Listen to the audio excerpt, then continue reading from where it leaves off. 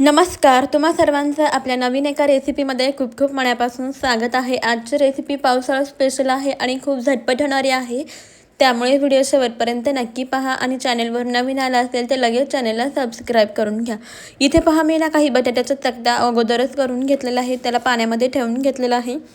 या चकत्या मी अशा हाताने कट केलेल्या आहेत, पातळ पातळ अशा आपल्याला बटाट्याच्या चकत्या करून घ्यायच्या आहेत। तुम्ही डायरेक्ट जे आपण वेफर्स बनवतो त्याची जर तुमच्याकडे किसणी असेल तर त्याने सुद्धा तुम्ही असे बटाट्याचे स्लाइस बनवून घेऊ शकता। आता हे सर्व स्लाइस आपल्याला पाण्यामध्ये ठेवून द्यायचे आहेत, जेणेकरून हे काळे पडणार नाहीत। आता एक बाउल घ्यायचा आहे, यामध्ये आपल्याला बेसन पीठ घ्यायचं आहे, सोबतच थोडीशी हळद घालायची, थोडंसं म्हणजे चवीनुसार मीठ घालायचं आहे, अर्धा चमचा ओवा हातावरती चोळून आपल्याला यामध्ये घालायचा आहे। हे सर्व जिन्नस व्यवस्थित एकजीव असे मिक्स करून घ्यायचे। आता यामध्ये थोडं थोडं करत पाणी घालायचं आणि याचं मिश्रण बनवून घ्यायचं आहे। एकदम जास्त पाणी घालायचं नाही, नाहीतर यामध्ये गुठळा तयार होऊ शकतात। गरजेनुसार जसं जसं लागेल तसं पाणी घालून याचं पातळसर मिश्रण बनवून घ्यायचं आहे। हे मिश्रण आपल्याला जास्तच पातळ नाही करायचं आणि जास्त घट्टही नाही ठेवायचं, हलकंसं असं पातळसर स्वरूपाचं हे मिश्रण आपण बनवून घेऊया। थोडंसं पाणी घालूया, जेणेकरून मिश्रण थोडंसं पातळ होईल। तर इथे तुम्ही पहा, अशा स्वरूपाचे आपण हे मिश्रण बनवून घेतलेलं आहे। याची कन्सिस्टन्सी तुम्ही पाहू शकता, अशा स्वरूपाची असायला हवी। आता यामध्ये आपण ज्या बटाट्याच्या चकत्या बनवून घेतल्या होत्या, बटाट्याचे स्लाइस तयार केलेले आहेत ते यामध्ये घालायचे आहेत। तर इथे तुमच्या लक्षात आलंच असेल, तर आज पावसाळा विशेष बटाटा भजी बनवतोय। अगदी सोप्या पद्धतीने आणि चविष्ट कुरकुरीत भजी बनतात।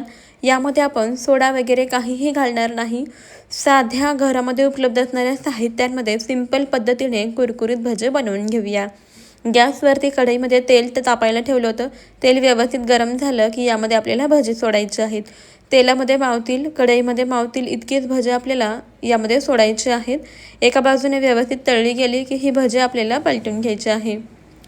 तर अशा पद्धतीने बेसनचा घोळ म्हणजे मिश्रण बनवलं ना, मग आपली भजी अगदी छान कुरकुरीत तयार होतात। एका बाजूने व्यवस्थित तळली गेली की याला पलटी करून घ्यायचं आणि दुसऱ्या बाजूने सुद्धा छान कुरकुरीत होईपर्यंत तळून घ्यायचे। भजी तळताना गॅसचा फ्लेम जो आहे तो मीडियम ठेवायचा आहे। पहा, इथे भजी मस्त अशी कुरकुरीत झालेली दिसतात। लगेच आपण याला तेलामधून काढून घेऊया। पावसाळ्यामध्ये अशा पद्धतीने झटपट गरमागरम भजी तुम्ही सुद्धा नक्की बनवून पहा। आता याच पद्धतीने आपण उरलेली सर्व भजी बनवून घेऊया। अशा पद्धतीने तुम्ही भजी बनवाल ना, तर ती चवीलाही छान होतात आणि अगदी कुरकुरीत लागतात।